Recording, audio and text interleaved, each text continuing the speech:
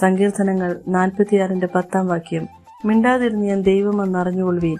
നമ്മുടെ ദൈവമായ യഹോവ രക്ഷിക്കുന്ന വീരനായി നമ്മുടെ മധ്യയിരിക്കുന്നു. അവൻ നിന്നിൽ അത്യന്തം സന്തോഷിക്കും. തന്റെ സ്നേഹത്തിൽ അവൻ മിണ്ടാതെയിരിക്കുന്നു. ദൈവശവമേലിനെ രാത്രി വിളിക്കുമ്പോൾ കേൾക്കുവാൻ തയ്യാറായി മൗനമായി കേട്ടിരുന്നു. കർത്താവെ അരുളി ചെയ്താലും അടിയൻ കേൾക്കുന്നുവെന്ന് പറഞ്ഞു. ദൈവശബ്ദം മിണ്ടാതിരുന്ന് കേട്ടതുകൊണ്ട് വലിയൊരു പ്രവാചകനായി മാറുവാൻ കാരണമായി. ഏലിയ പ്രവാചകനോട് ദൈവം വെളിപ്പെട്ടത് വലിയ കാറ്റും കൊടുങ്കാറ്റും ഉണ്ടായപ്പോൾ അതിനുശേഷം ശാന്തവും മന്ദവുമായൊരു സ്വരം. നമ്മുടെ ഉള്ളിലെ ആകുലതകളും കോലാഹലങ്ങളും അടക്കി മൗനമായിരിക്കുമ്പോഴാണ് ദൈവത്തിന്റെ ശബ്ദം വ്യക്തമായി കേൾക്കുവാനിടയാകുന്നത്.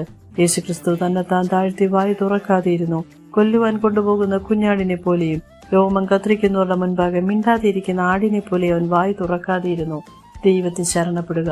നമുക്ക് നിയന്ത്രിക്കാൻ കഴിയാത്ത കാര്യങ്ങൾ ദൈവത്തിൽ ഭരമേൽപ്പിക്കുക. ക്ഷമയോടെ കാത്തിരിക്കുക. സ്വന്തം ചിന്തകളിലും ശക്തിയിലും ഒന്നും ചെയ്യുവാൻ കഴിയുകയില്ല.